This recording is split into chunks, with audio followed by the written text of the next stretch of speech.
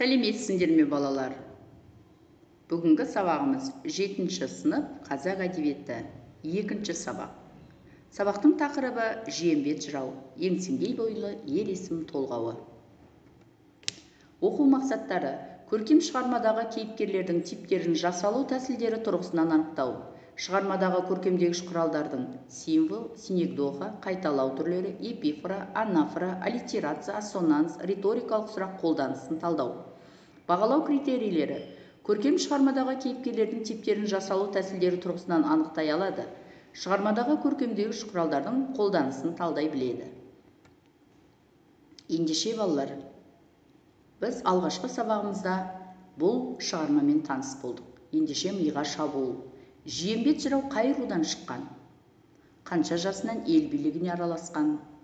Жырау дегеніміз кім? Жыршы деп кімді айтамыз? Толғау қандай жанр? Еңсегей бойлы ер есім кім? Бірінші тапсырма: жырдан жиембет жырау өзіне қолданған теңеулерін жазу.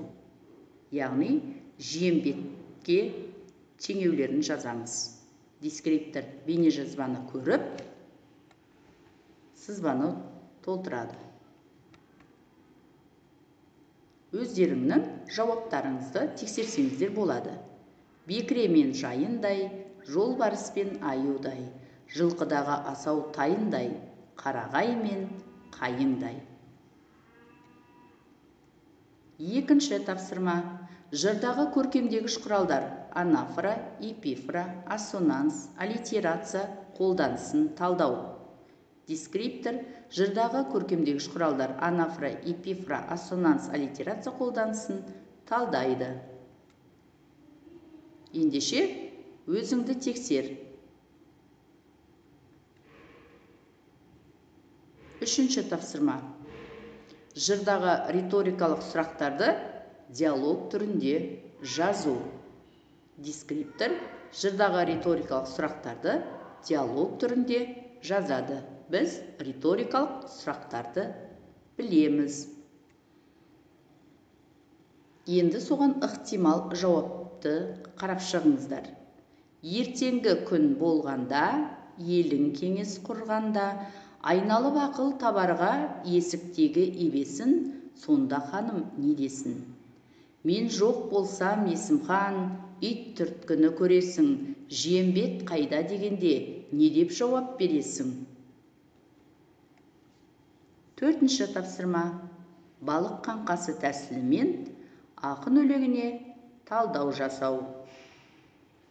Мәселелер: өлеңде кездесетін мәселе, оның себептері және оған дәлелдер келтіру, және қорытынды. Дескриптор балық қаңқасы тәсілімен ақын өлеңіне талдау жасайды. Ендеше балалар, осы өтілген тапсырмамыз бойынша, тақырыбымыз бойынша бүгінгі сабағымызға кері байланыс берейік. Яғни ойды аяқта. Бүгінгі сабақтан біз не білдік? Және де сендер не үйрендіңдер? Қолымнан келді жеткен жетістігіңіз, қиындық тудырды шығарманың орындауда. Қай тапсырмадан, шығарманың қай тұсынан сіз қиналдыңыз?